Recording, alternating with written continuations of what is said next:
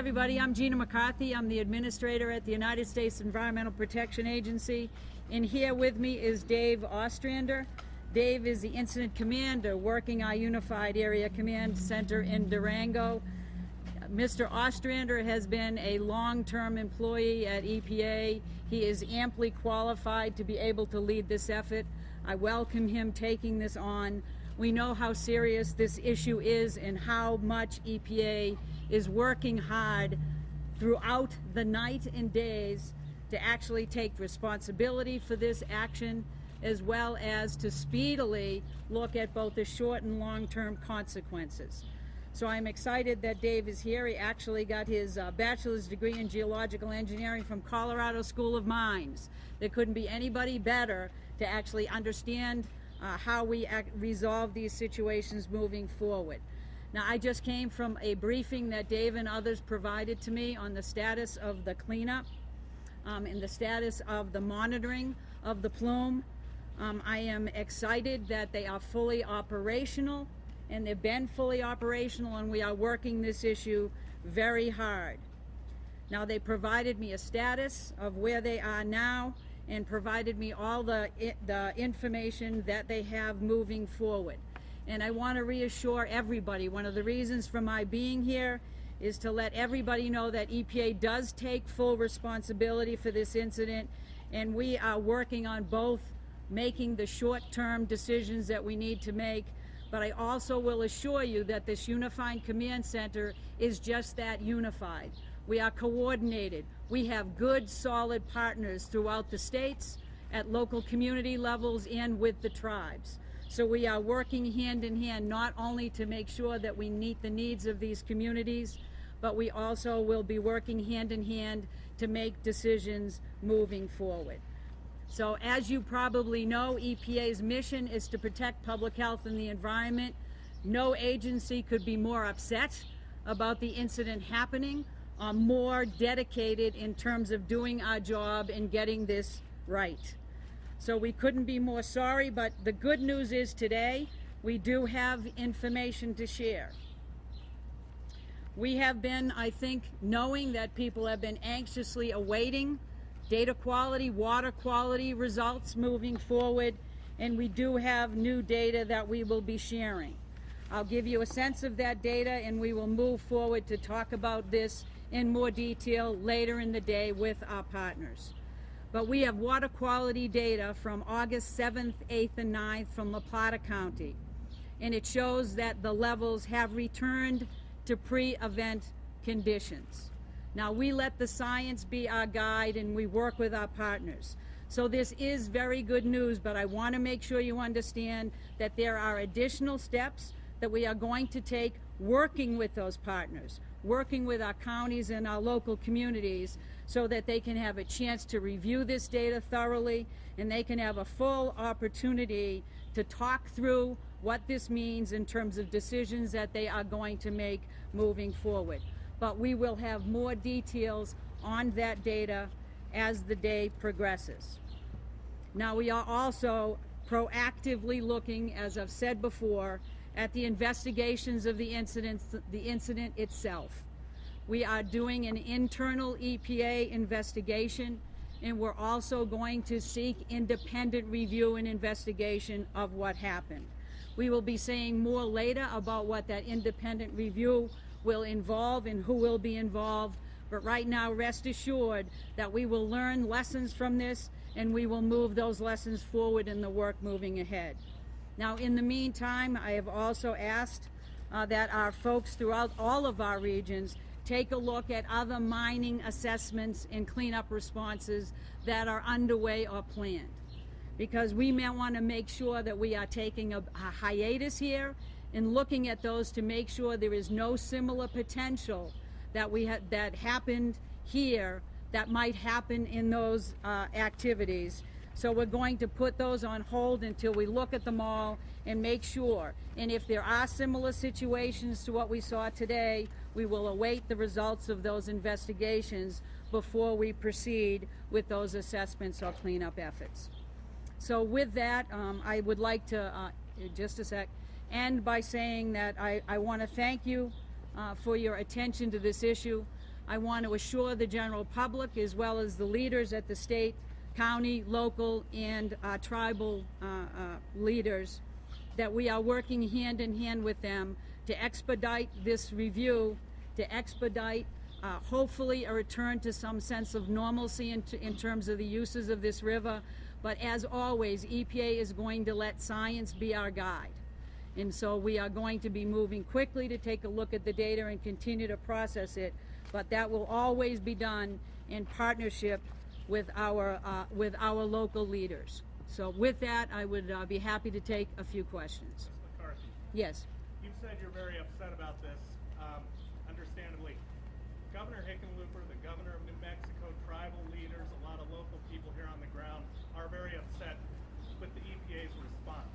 Governor Hickenlooper said yesterday, you're days late, and the governor of New Mexico complained that they were not warned about this immediately, and it took quite a while, and they didn't hear from you first.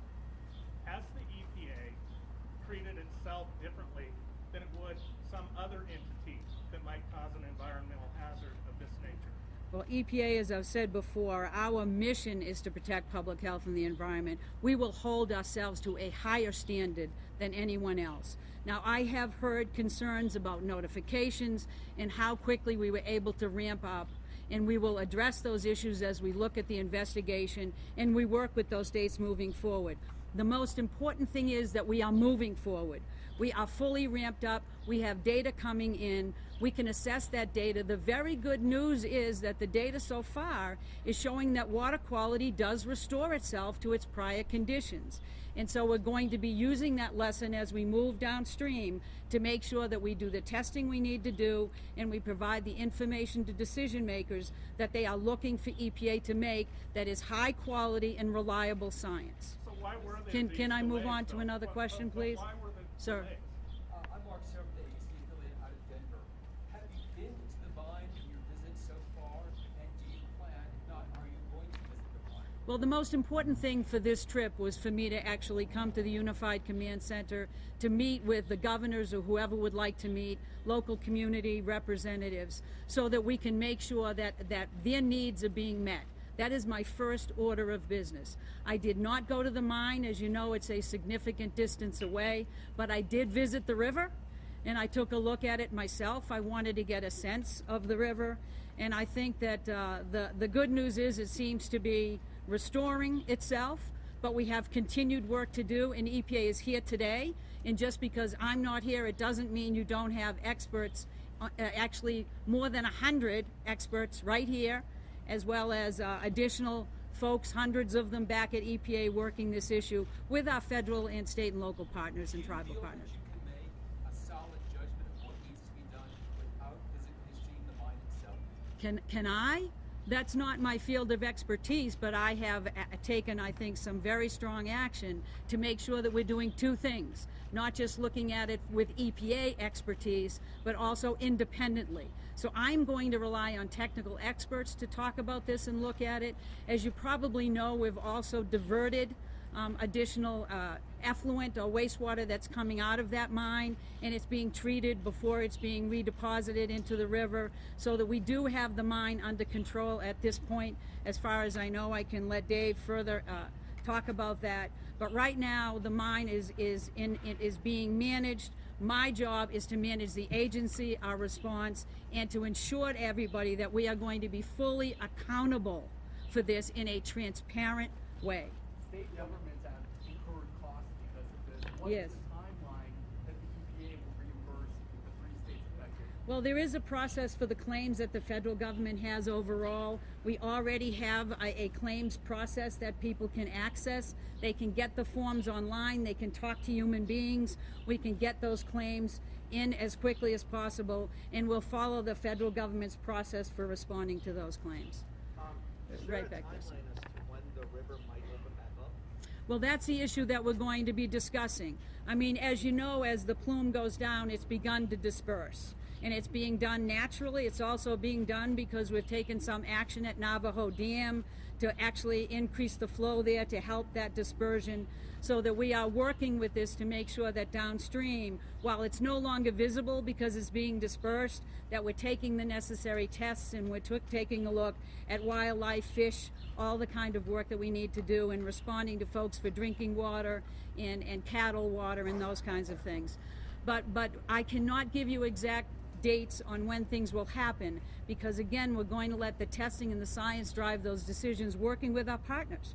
And so there may be very short-term opportunities because of the upstream. It's been a while and we have data that looks good, but we're going to allow those decisions to be made collaboratively as we do in a unified command center. Peter Marcus with Durango Herald. Our phone has been ringing all day. The public wanting to know how they can meet you today and where they can meet you today. Obviously, that's not happening. You're having some closed-door meetings with officials. Granted, that's important to you. It's not very closed right here, sir. No, it is not, but the media is here. The Yeah. public Yeah. wanted a chance to speak directly with you, to voice their concerns to you. So what do you say to that? Well, we can about- certainly respond to those requests, but right now I have a schedule where I am making sure that I touch base with all of their representatives and their technical experts, so that we're responding to the needs that we know are being raised, and we're doing that well. That's my first responsibility. Now, I do know that there have been a number of public meetings. Those will continue. Whether or not I am engaged in that, this agency is responding to the need for public to have transparent data available as soon as we possibly can. The good news is we're beginning to see that data coming out because we've had the time to quality control it and do the work, and that data from this point on will be continuing to come out. And that's what's going to inform decisions over time about the uses in this river, as well as San Juan continuing. Yes, I'm sorry. Carolyn with CBS News. Yep. I wanted to ask, there are talks about the plume now moving closer to Lake Powell, should arrive, I believe, by tomorrow. Are you currently doing water testing in Utah, and do you have concerns for the millions who visit that lake? We actually are. And Dave, you want to take this and explain what we're doing to ramp up? So real quick, Region 9 is working to get boats on the river. As you may know, the river has extremely inaccessible in areas down there. There are no roads. It is long distances from the nearest roads. So they are preparing to put boats on the river to collect samples. They're looking at taking boats from Lake Powell to the upper reaches. So they will be collecting data as we go forward. But in terms of Lake Powell itself, we are already there, and we are actually working very hard with the Navajo EPA, hand in hand, to do that testing and analysis. So we want everything to be transparent. We want everything to be collaborative. We know that there's a difficult situation for everybody here. It is a heartbreaking situation for EPA. We are going to be as transparent and collaborative in making sure that people have the information they need moving forward. We have time for 2 more questions. Quick question. You said there's a hiatus. You're calling a hiatus. Is that just the mines here in this area? Or are you talking about? No, sir. Let me explain what I meant. yes, please. Basically, we were questioned as to whether or not there were other similar assessments being done elsewhere, and where there was an incident here, and until we know the root cause, there was concern about those assessments moving forward. So what I did was every single region, because mining is not only done in this region, has now been on alert that we're going to have to go back and take a look at that assessment work and take a look at the cleanups that are ongoing. Clearly, if there's a need to continue to move forward for other imminent hazard reasons or public health reasons, that will continue.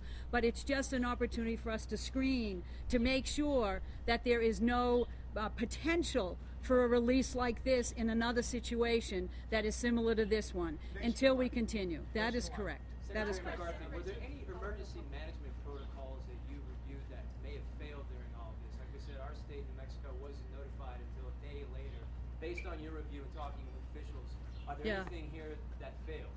I think that clearly nobody would ever want to see a release of this magnitude, or any release, frankly. And EPA does this work all the time.